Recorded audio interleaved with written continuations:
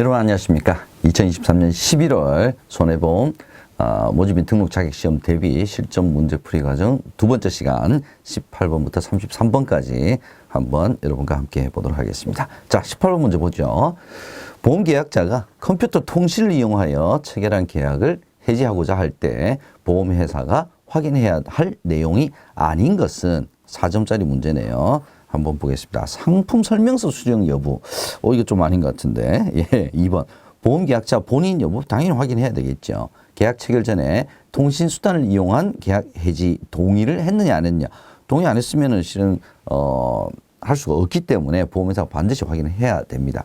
타인을 위한 보험계약의 경우에는 피보험자의 동의 당연히 확인해야 되겠죠. 상품 설명서를 수령했냐 안 했냐는 컴퓨터 통신을 이용한 계약 체결을 해지할 때 보험회사가 확인을 꼭 해야 될 내용은 아닙니다. 정답은 1번이 되겠습니다. 19번 보겠습니다. 다음 중 보험업법상 자기계약의 금지, 자기계약 금지. 자, 이 문제 올해 또 제가 여러 번 좀 봤네요. 괄호 안에 들어갈 내용으로 적절한 것은 제가 빨리 한번 읽어보겠습니다. 보험대리점 또는 보험중개사가 모집한 자기 또는 자기를 고용하고 있는 자를 보험계약자나 피보험자로 하는 보험의 보험료 누계액이 그 보험대리점 또는 중개사가 모집한 보험의 보험료의 자, 몇 퍼센트입니까? 100분의 50이죠. 50% 이상, 그거 이제 자기 계약으로 보겠다는 거죠. 그래서 이 50% 반드시 여러분께서 암기를 좀 해주셔야 될 것 같습니다. 이 문제도 간간히 올해는 출제가 좀 되고 있네요. 정답은 4번입니다.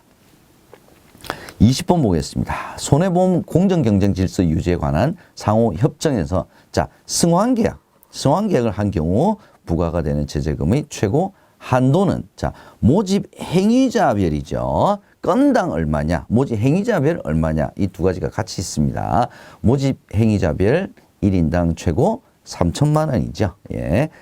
계약 건수당은 한 건당 100만 원. 예, 모집 행위자 1인당 최고 3천만 원. 이 두 가지를 같이 여러분께서 알고 계셔야 될 것 같습니다. 21번 문제 보겠습니다. 손해보험협회에서 운영하는 장애인 및 장기 기증자에 대한 보험가입 차별 금지 센터에 신고를 할 수 있는 자가 있었죠. 그죠? 장애인, 장기 기증자, 그 다음에 장애인 및 장기 기증자의 대리인 다 할 수 있는데 보험회사 직원은 해당이 없죠. 예, 이 문제도 제가 올해 여러 번 본 문제인 것 같습니다. 21번 정답은 4번이 되겠습니다. 22번 모집 종사자의 권한이 바르게 짝지어진 것은 하나씩 살펴보죠. 자, 보험설계사 계약 체결권이 없다. 맞죠? 계약 체결을 중개할 뿐이죠. 자, 1번이 일단 맞는 지문이네요. 2번 보험대리점은요. 고지의류 수령권이 있죠. 있습니다. 있다 그래서 있는데 없다 그랬으니까 얘는 틀린 지문이 될 것 같고요. 보험중개사 고지의무 수령권, 보험료 수령권, 체결권 다 없죠. 중개를 하기 때문에 권한은 없습니다. 없는데 있다 그랬으니까 얘도 틀린 지문이고요. 보험설계사 고지의무 수령권 없죠. 없습니다. 그래서 정답은 1번이 되겠습니다. 23번 교차 모집 제도에 대해 바르게 설명한 것은 1번 바르게 설명한 거. 자, 방카슈랑스 제도와 함께 2003년 8월에 도입되었다. 방카슈랑스 제도하고 교차 모집 제도는 실은 전혀 연관성이 없죠. 그리고 2003년이 아니라 교차 모집은 2008년, 방카슈랑스가 2003년 이렇게 도입이 되었습니다. 시기도 다릅니다. 2번 모집을 위탁받은 2개의 보험회사 중 1개의 보험회사만을 위하여 모집을 할 수 있다. 이 지문은 저도 무슨 소리인지 잘 모르겠네요. 자, 일단 기본적으로 보험설계사는 일사전속주의죠. 그죠? 그래서 모집 위탁받은 1개의 보험회사를 위해서 실은 모집을 중개하죠. 근데 2종, 다른 업종의 보험회사를 위하여 추가로 할 수 있는 것이 그게 바로 교차 모집 제도죠. 그죠? 그래서 이 지문은 전혀 어떻게 제가 해설을 해야 될지 모르겠습니다. 그래서 생명보험, 손해보험, 생명보험. 그죠?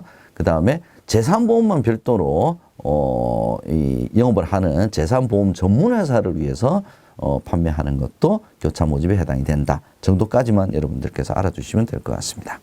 3번 손해보험을 모집하려는 생명보험 설계사는 손해보험의 등록 요건을 갖춰야 되겠죠. 그래서 협회에 등록을 해야 합니다. 근데 4번 교차 모집 설계사는 보험협회 등록할 의무가 없다 그랬으니까 4번도 틀린 지문이 되겠습니다. 정답은 3번이 되겠네요. 24번 보겠습니다. 다음 중 모집 종사자의 불완전 판매 방지 교육. 이 불완전 판매 방지 교육에 대한 문제가 올해 되게 많이 나오네요. 설명으로 맞는 것 보겠습니다. 1번 교육 대상자는 불완전 판매 보험 계약 비율이 5%가 아니고 1%이죠. 1% 이상이면서 불완전 판매 계약이 5건이 아니라 3건 이상인 모집 종사자 이렇게 돼야죠. 이 요건 알아두셔야 될 것 같습니다. 2번 교육 대상자와 방법에 대해서는 감독원이 보험회사에 통보하는 것이 아니라 얘는 협회입니다. 협회가 주관하는 교육이다. 이렇게 보시면 될 것 같습니다. 3번 불완전 판매 방지 교육은 금소법에 따라 모집 종사자가 이수해야 되는 교육이 아니라 보험업법 시행령이죠. 금소법이 아닙니다. 불완전 판매 방지 교육은 2020년부터 시행됐다. 이 뭐 연도가 얼마나 중요한지 모르겠지만 일단 정답은 4번이 되겠습니다. 25번 보겠습니다. 다음 보험 판매 프로세스의 어느 단계에 대한 설명인가? 가망 고객 발굴 후에 고객과의 첫 만남의 단계, 첫 만남이죠, 그죠? 예, 첫 만남의 단계로 상품 판매 시보다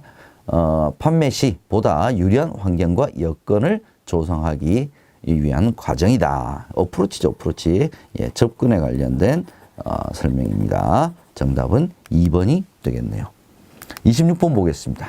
다음 중 투기 위험이 아닌 것은 주식 투자, 신규 사업 진출, 도박까지는 투기 위험인데 교통사고는 순수 위험이죠. 교통사고는 순수 위험에 해당이 됩니다. 정답은 3번이 되겠습니다. 27번 보험기간이 지역으로 정해진다. 지역 이거 교재 보시게 되면 팁으로 밑에 나와 있죠. 예, 그리고 우리가 구간보험이라고 얘기를 합니다. 얘는 여러분께서 암기를 좀 해두셔야 될 것 같습니다. 운송보험과 적하보험. 자, 대표적으로 자동차 보험 같은 경우에는 이제 기간이 정해져 있는 보험이죠. 예, 그 정도 보시면 될 것 같습니다. 정답은 운송보험과 적하보험이 해당이 되겠습니다. 자, 어디서? 그러니까 인천항에서 울산항에서 뭐 LA까지 이게 딱 지역으로 정해져 있는 것이 운송보험과 적하보험이다. 이렇게 보시면 되겠습니다. 28번 보험사기 방지 특별법상 보험사기 행위 처벌 기준은 뭐 외우시는 수밖에는 없죠. 예, 10년 이하의 징역 또는 5천만 원 이하의 벌금입니다.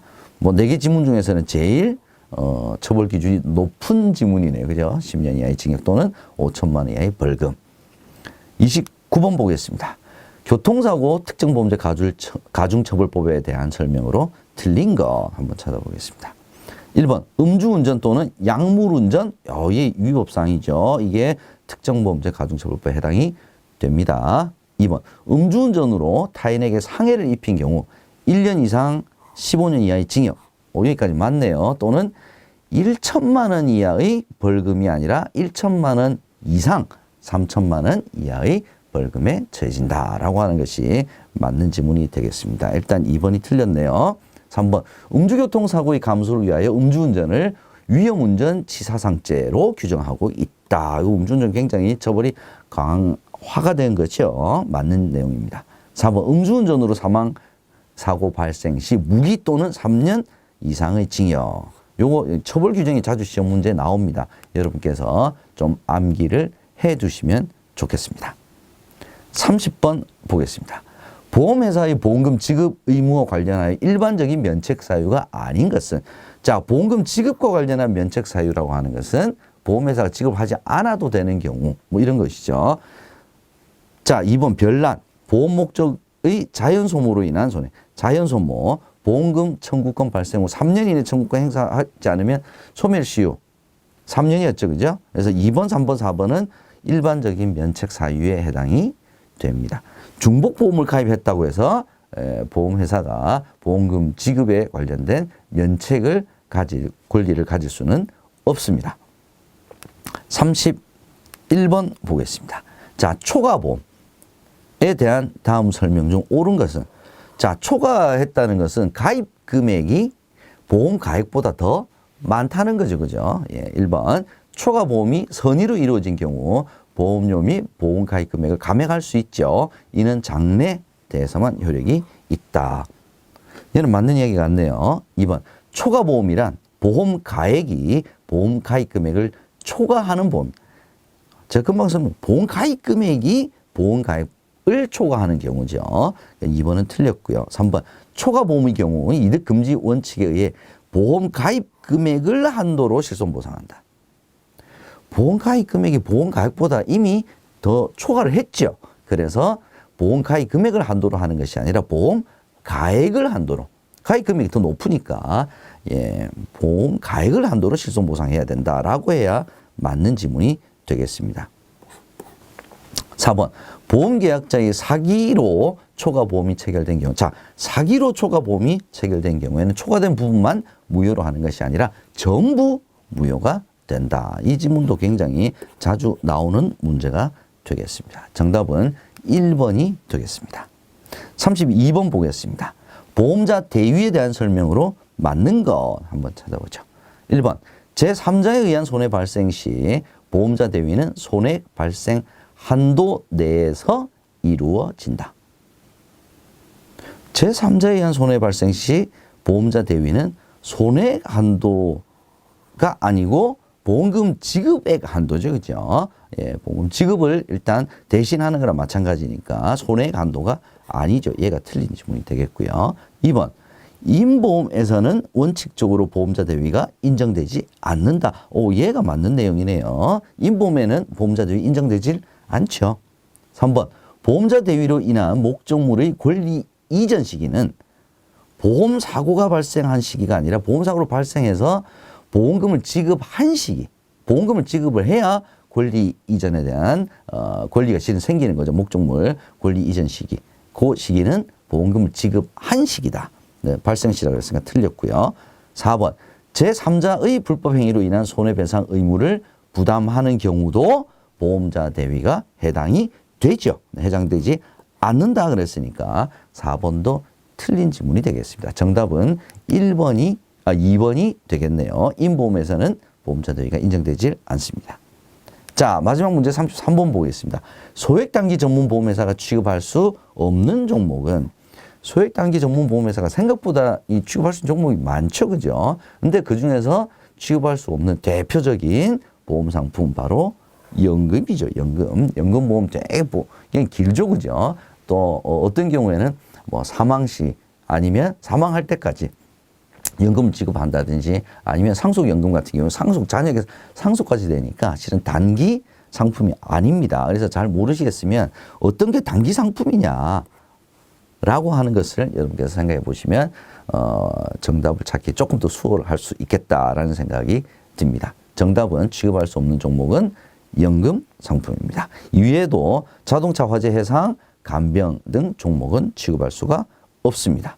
자, 이렇게 해서 두 번째 시간 33번까지 여러분과 함께 풀어봤습니다. 저는 이제 마지막 시간에 다시 찾아뵙도록 하겠습니다. 여러분 고맙습니다.